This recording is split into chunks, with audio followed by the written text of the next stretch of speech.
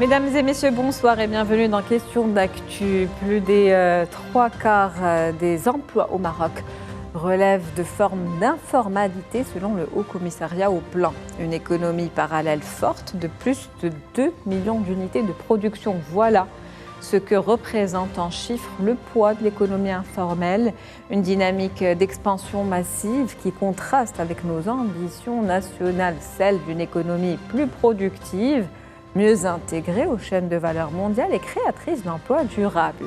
Le dernier rapport du HCP intitulé « Informalité, genre et vieillissement, inégalités cumulatives et effets intergénérationnels » pointe du doigt une réalité dérangeante. L'informel n'est pas un simple secteur à régulariser, c'est le symptôme profond d'une économie qui ne crée pas assez de valeur, pas assez d'emplois formels, un constat lourd de conséquences face à un chômage des jeunes désormais structurel qui culmine à plus de 36% chez les 15-24 ans, donc les jeunes.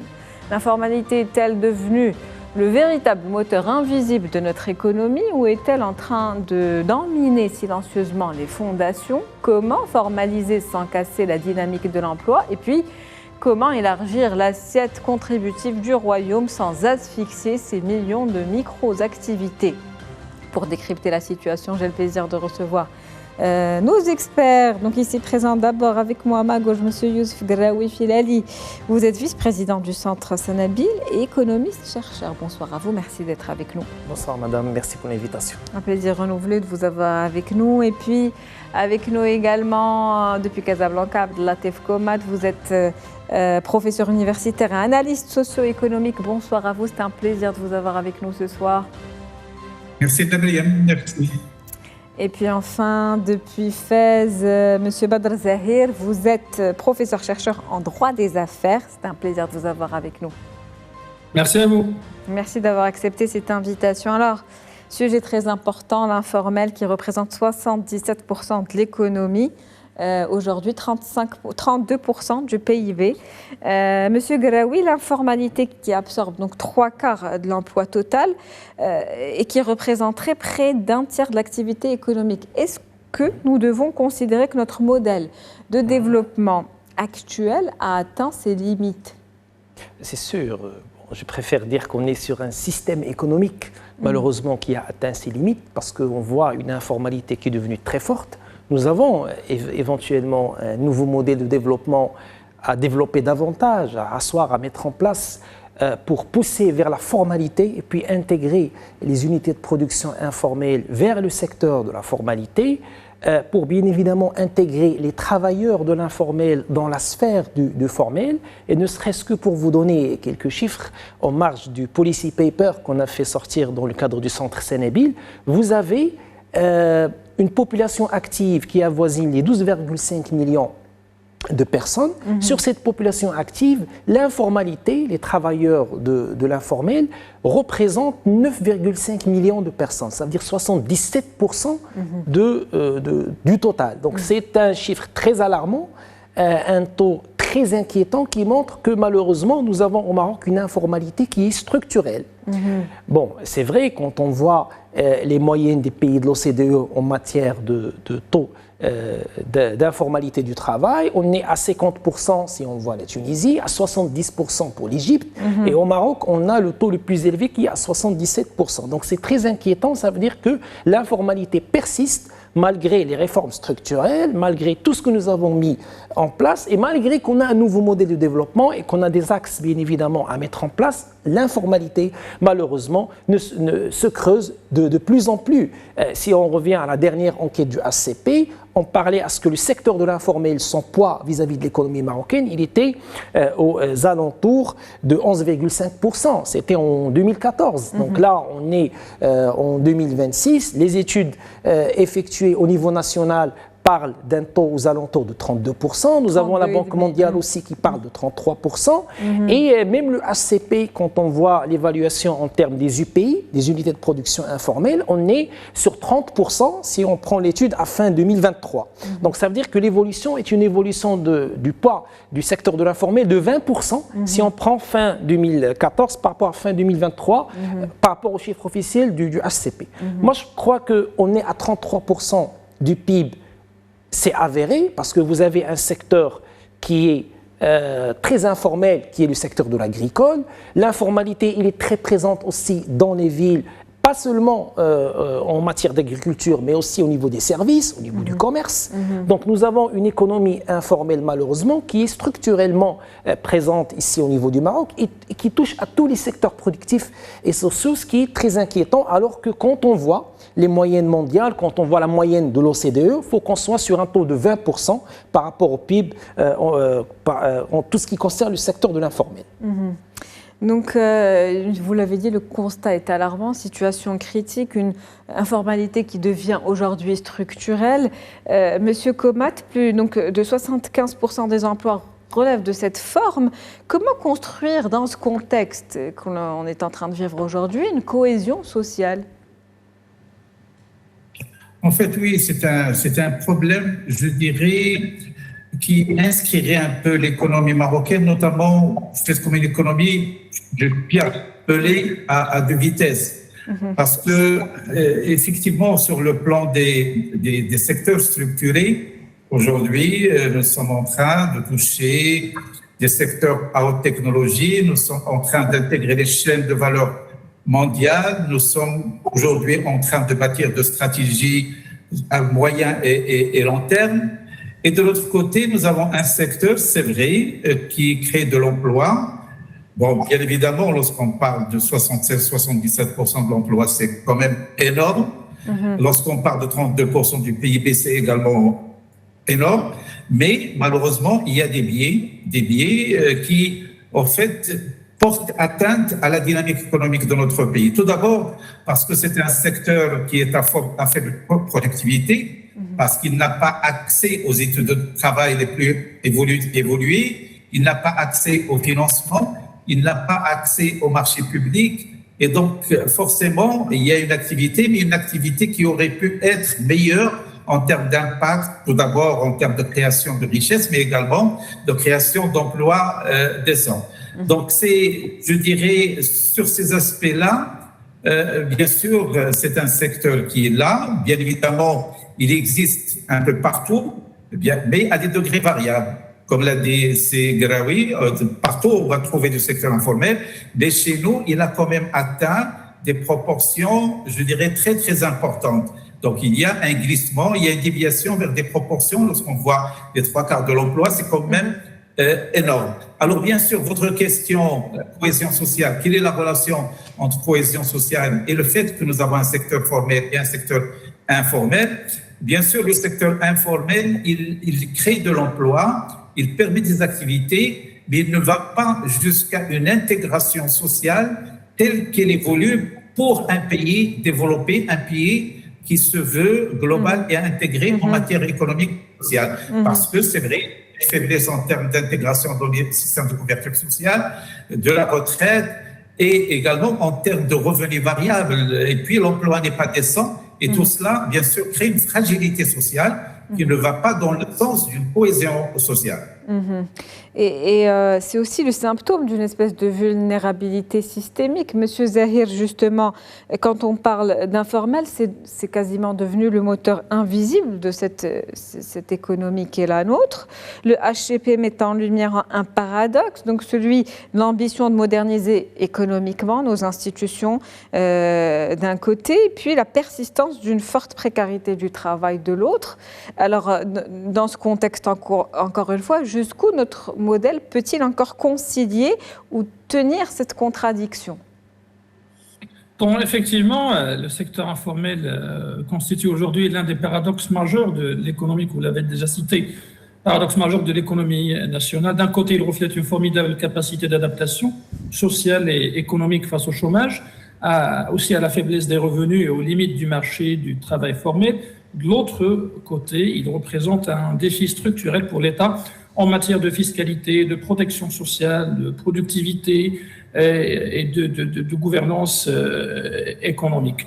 Donc, et selon plusieurs estimations du Haut Commissariat au Plan et des institutions internationales, aujourd'hui, le secteur informel représente une part très importante de l'économie et il crée énormément de postes d'emploi, plus que le secteur formel, mais la nature de ces emplois créés par le secteur informel demeure toujours des postes précaires et aussi des travailleurs qui sont privés de leurs droits et leur aussi d'affiliation au régime de protection sociale, de l'assurance maladie obligatoire et autres. Donc, cette coexistence forcée aujourd'hui, je pense, soulève beaucoup de questions en relation avec les réformes et les efforts déployés pour minimiser la présence de ce secteur au niveau de la scène économique marocaine. Malheureusement, la plupart ont échoué. On a vu déjà durant plusieurs années qu'on a essayé à travers le programme d'entrepreneurs, à travers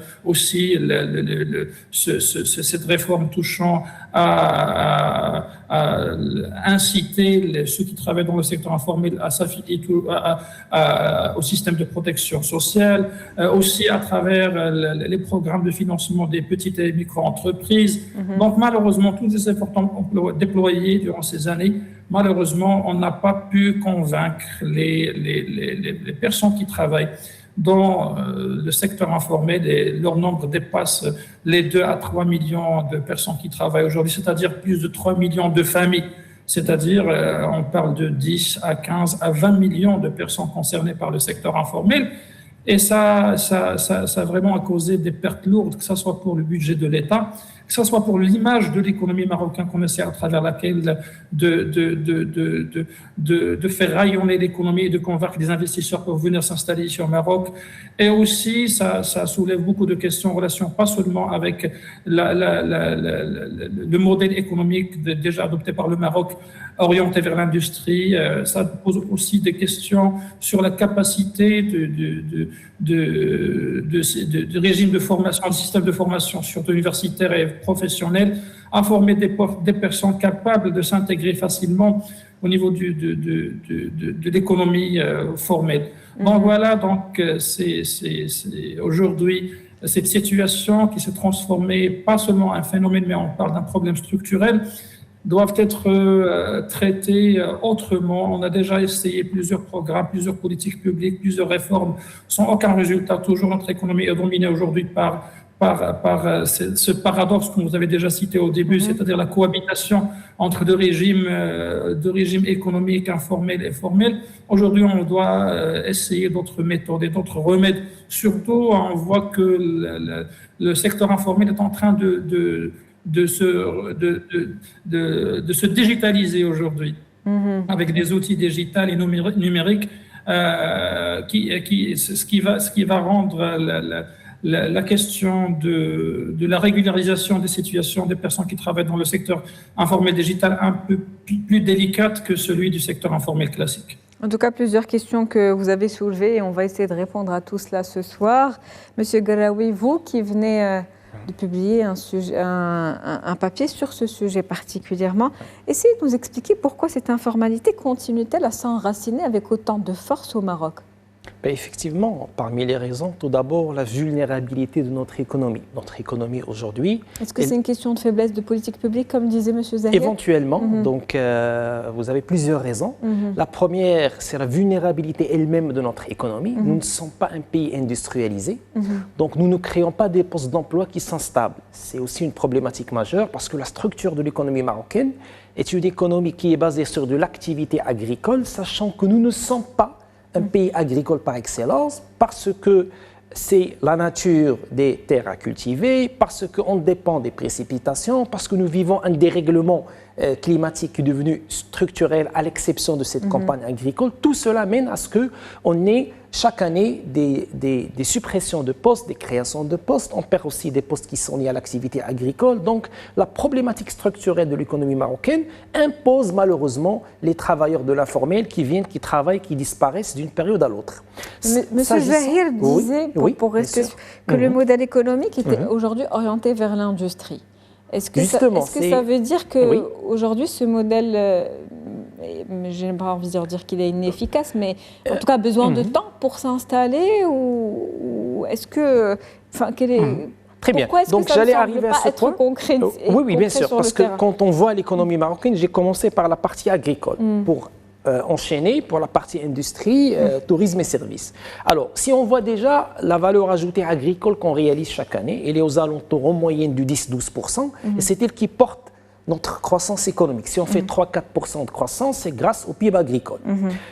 En y arrivant à l'industrialisation du pays, effectivement, nous avons mis en place des programmes de grands chantiers pour l'industrialisation du pays, notamment le plan d'accélération industrielle, première version, la deuxième version. On a créé des zones offshore. Là, dans une nouvelle ère, on est en train de développer des zones d'accélération industrielle, des ZAE, mais la valeur ajoutée industrielle, elle reste faible. On fait 4-5% par an, sachant qu'on est dans la phase de ce que j'appelle personnellement les investissements en infrastructures industrielles. Donc on développe des ZAE, mais on ne crée pas assez d'emplois stables.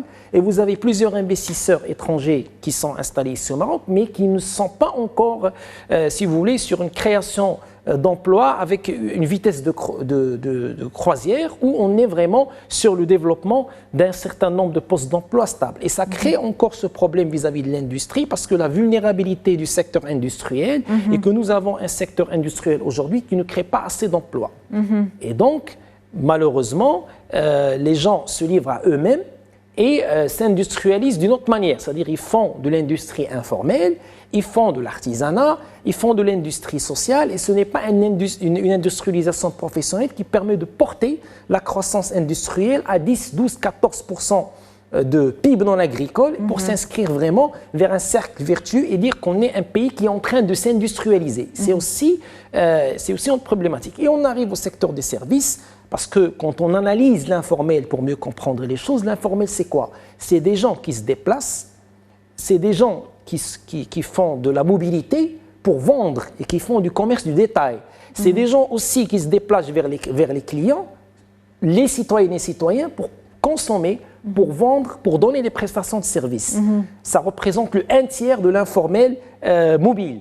Donc tout ça mène à dire que notre économie, malheureusement, dans la structure actuelle des choses, et j'arrive à la question des politiques publiques, c'est qu'on n'a pas encore des politiques publiques cohérentes, efficaces, qui encouragent vers la formalité. Parce que la structure économique actuelle, que ce soit en matière d'agriculture, que ce soit au niveau de l'industrie, que ce soit au niveau des services, que ce soit du tourisme, parce que même le tourisme qu'on a, c'est un tourisme saisonnier, ce n'est pas un tourisme constant qui couvre l'année civile, ça pousse vers l'informalité, les gens ils travaillent pour des périodes bien déterminées et ce n'est pas constant, ce n'est pas continu dans le temps et dans l'espace. Donc la structure dans le secteur économique pousse vers l'informalité.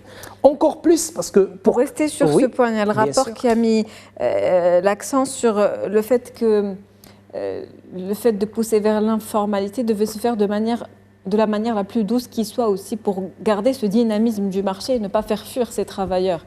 L'objectif, même s'ils sont aujourd'hui encore dans un marché informel.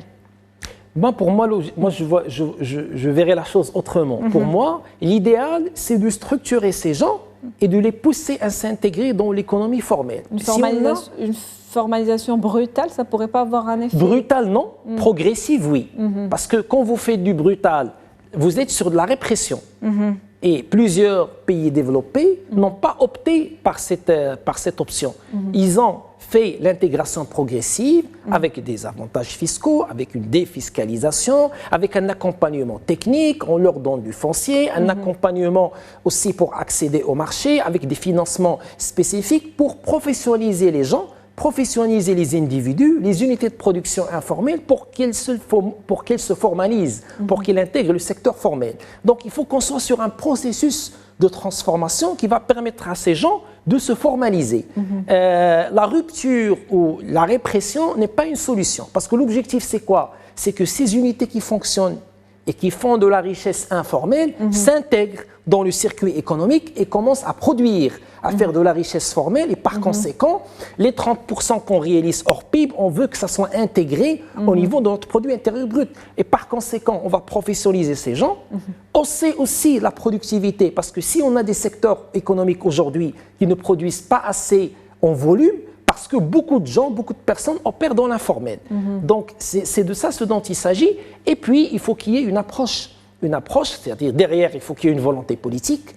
Et donc, nous aurons véritablement besoin d'une politique d'intégration de l'informel. Je pense que la volonté, là, après, la volonté il y a plusieurs mesures, n'est pas vraiment affichée, parce que pour moi, la volonté politique, c'est quoi? C'est les actions ministérielles concrètes qui doivent refléter cette volonté. Ne serait-ce que pour vous donner un exemple très simple, quand on prend le statut de l'auto-entrepreneur et qu'on a plafonné à 80 000 par fournisseur, ça encourage vers l'informalité. Quand on ouvre le statut de l'auto-entrepreneur, quand on augmente les plafonds pour encourager les gens à fonctionner, que ce soit services, artisanat, industrie, vers des plafonds de 300 000 par an en termes de chiffre d'affaires, 600 000 même par an en termes d'activité industrielle, on pousse vers la formalité. Donc concrètement, la politique publique, ça doit passer par des actions qui poussent vers la formalité, vers l'intégration au niveau du secteur formel et non pas l'inverse. Monsieur Komat, justement, comment formaliser aujourd'hui intelligemment sans casser les mécanismes de survie économique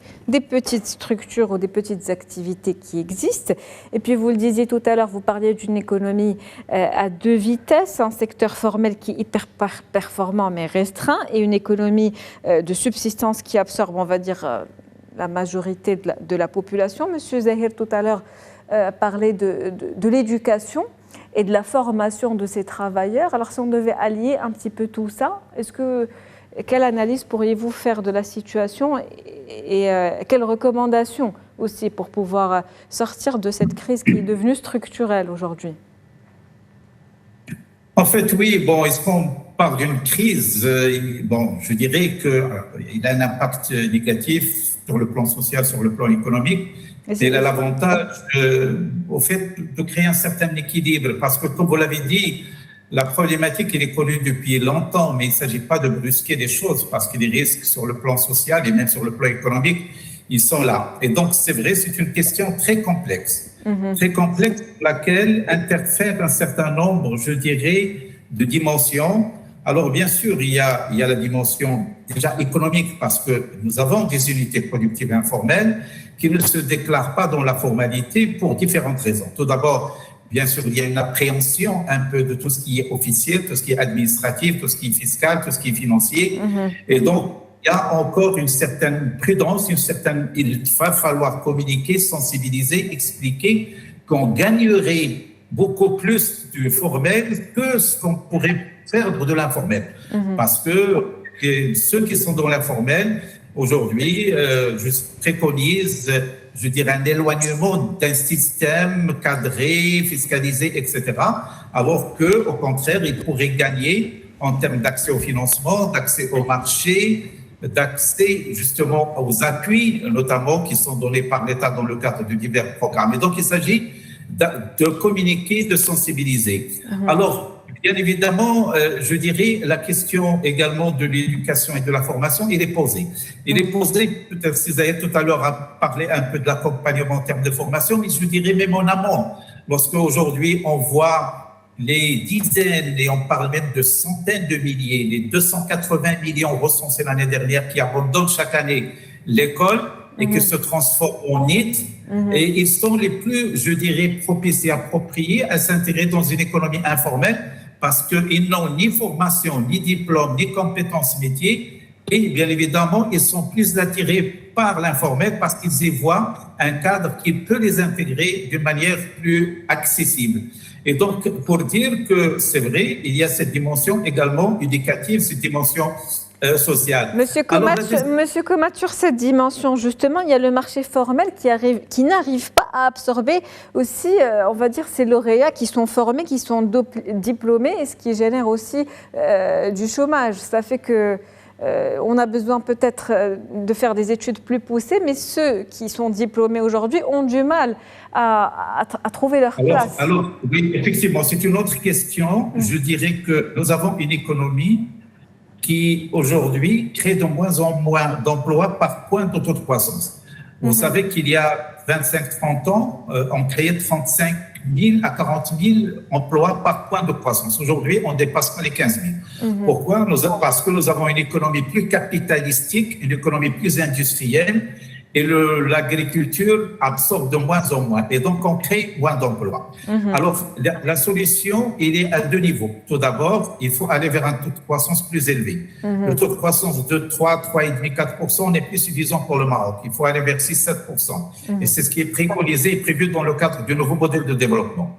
La deuxième chose, c'est qu'il faut aller vers plus d'entrepreneuriat. Il faut créer plus d'activités. Je ne parle pas des activités informelles, mais de l'entrepreneuriat formel. Le Maroc a le faible taux en matière de création d'entreprises dans la région. Là, également, l'entrepreneuriat féminin également est très faible et peut-être c'est un aspect qui a été évoqué par le rapport. Oui, le taux d'activité des femmes qui est faible et qui a été en tout cas désigné par le rapport comme étant des inégalités qui sont cumulées. Et oui, du coup, ça contribue à... C'est l'avantage de ce rapport, c'est qu'il a lié justement cette question de l'informalité à deux dimensions fondamentales, notamment le vieillissement de la population.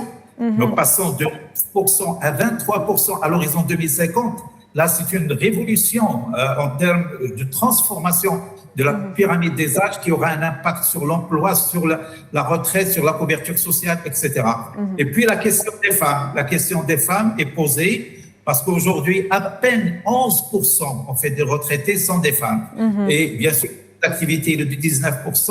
Et tout cela pousse les femmes à une informalité qui est une informalité moins payante que l'informalité des hommes. Parce qu'ils sont dans le travail non rémunéré, ils sont dans le travail agricole, dans le travail d'aide aux familles, alors que les hommes, même s'ils sont dans l'informalité, c'est l'informalité qui génère des revenus. Et donc la question est complexe, elle est, je dirais, connectée avec d'autres problématiques sociétales et économiques, qu'il va falloir avoir le courage politique de la placer comme une priorité pour l'avenir, parce qu'on ne peut pas vouloir passer à l'émergence et être un pays émergent qui est en train de préparer le passage au développement à travers, en fait, une place de la technologie, en place de la valeur ajoutée, de l'intégration dans les chaînes de valeur mondiale, et en même temps avoir un secteur qui a une faible productivité, qui crée du travail indécent et qui constitue quand même une place très, très importante sur le plan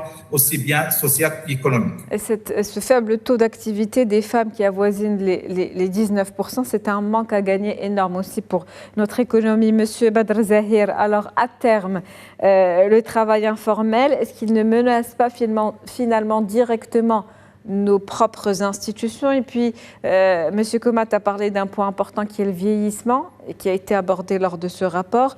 Le vieillissement de la population qui s'accélère à un rythme inédit. On parle d'un ratio de dépendance qui devrait doubler d'ici 2050. Est-ce qu'on est aujourd'hui en train de regarder sans réagir finalement ou sans avoir de stratégie particulière à long terme une véritable bombe qui va exploser à retardement d'ici les 30 prochaines années? Oui, effectivement, je te rejoins. C'est une bombe à retardement. Malheureusement, on n'a rien préparé pour cette étape de la transition démographique. D'ici 2045, d'ici 2050, plus de 10 à 15% de la population marocaine sera considérée sera considérée parmi la catégorie des seniors, c'est-à-dire des personnes âgées entre 65 ans et 75 ans et plus. Donc, malheureusement, les politiques publiques ont nié cette réalité ou bien ils ont omis de la prendre en considération et maintenant on est devant une réalité une partie de notre démographie est déjà vieille, et déjà il souffre du manque des politiques publiques qui va prendre en considération leurs besoins spécifiques. Une partie de nos politiques publiques, que ce soit de la santé, que ce soit les politiques publiques sociales, n'ont jamais intégré cette dimension, sauf que quelques programmes éparpillés, qui n'ont pas d'impact considérable sur le confort et sur le bien-être de cette catégorie de la population marocaine. Donc ici, il faut revoir les politiques publiques, il faut revoir aussi, parce que le vieillissement, c'est pas seulement un fardeau qu'on doit essayer de minimiser ces retombées néfastes, mais aussi il faut pourquoi pas le transformer en une aubaine, le transformer en une opportunité. Aujourd'hui, au niveau international, on parle de l'économie des seniors, c'est-à-dire une partie de la population qui est déjà à la retraite, qui a un pouvoir d'achat parfois un peu élevé. Donc, il pourra contribuer à la création de nouveaux postes d'emploi. Et ici, je vais m'arrêter parce que beaucoup de postes d'emploi qu'on peut créer au niveau de l'économie de seniors ou de l'économie de silver economy, aujourd'hui, ça pourra remplacer la perte des emplois à cause des mutations technologiques aujourd'hui. Donc, il faut penser sérieusement parce qu'on a plusieurs États, notamment la France, les États-Unis d'Amérique, le Japon, ils commençaient déjà à récolter les fruits de ces politiques en relation avec le développement de l'économie de seniors. Donc, ça pourra être une aubaine pour l'économie marocaine, pourquoi pas.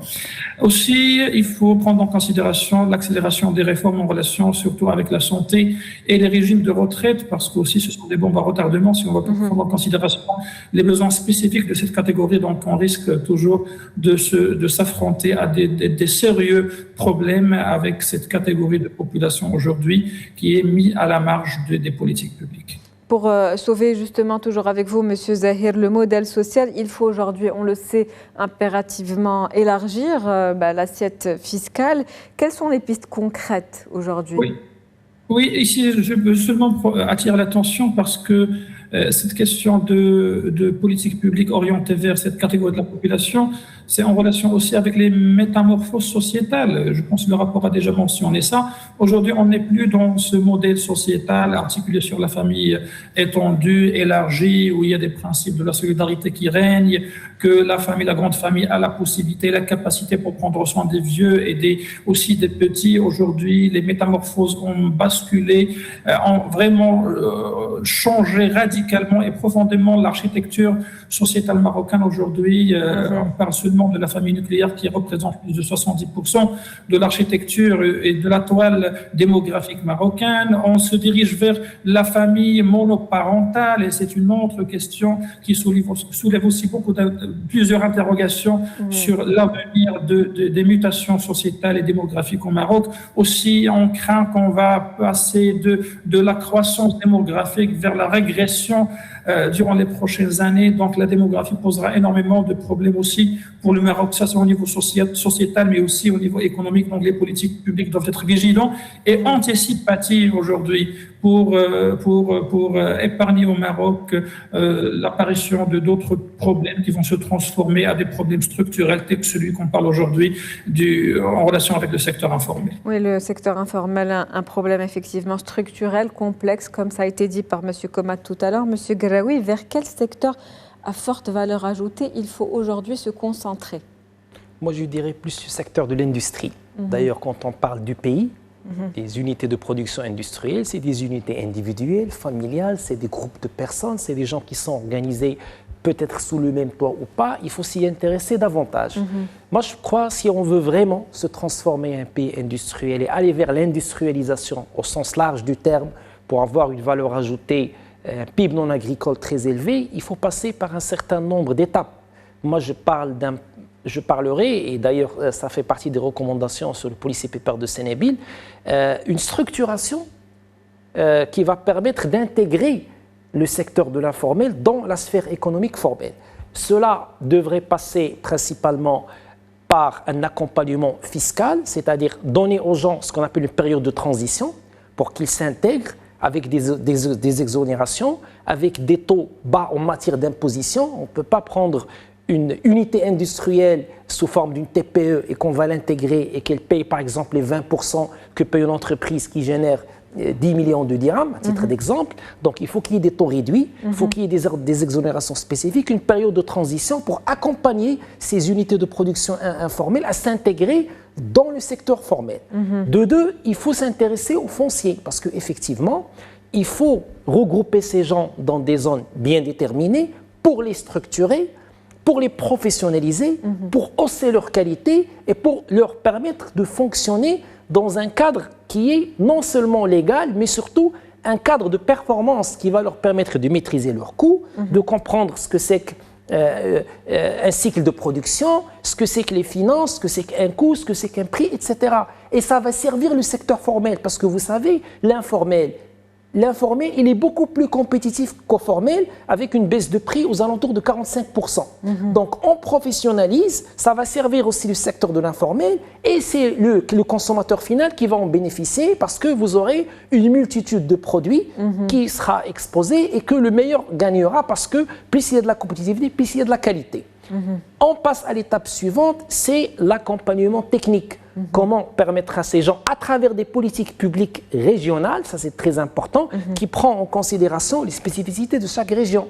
La région de l'Oriental, ce n'est pas la région du Sud, ce n'est pas la région de Fès-Meknès, etc. Et en fonction de la culture, en fonction du bilan réalisé par chaque région en matière d'industrialisation, de transformation, on va orienter ces UPI, on va orienter les secteurs de l'informel vers des politiques publiques industrielles bien déterminées. Là, on va faire les pièces de rechange, là, on va faire les pièces automobiles, là, on va faire de tout ce qui est mécanique, là, on va faire les produits électroniques, là, on va faire du textile et du cuir. Donc, ça dépend de la culture de chaque région et ça dépend aussi du potentiel que possède chaque région d'une autre. Donc, il faut qu'on ait aussi des politiques régionales intégrées, spécifiques en matière de structuration de l'informel. Ce sont les grandes lignes des recommandations pour intégrer la sphère informelle dans l'économie marocaine. Et puis on arrive à l'ouverture des marchés extrêmement importante. Donc il faut qu'on donne à ces UPI,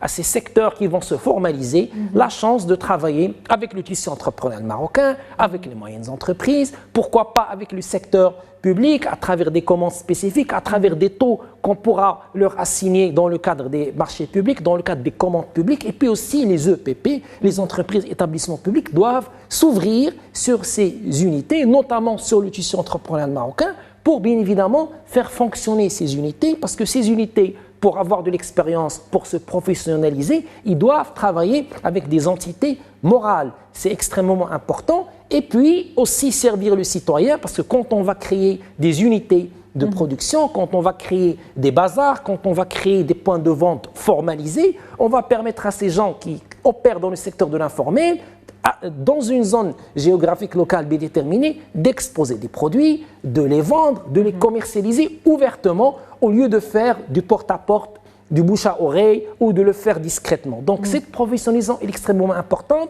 Elle va servir la société marocaine, les ménages, les individus, les entreprises et les concurrents eux-mêmes. La soutenabilité des institutions, ce qui est important, en tout cas plusieurs pistes pour faire en sorte que ce secteur formel devienne plus attractif.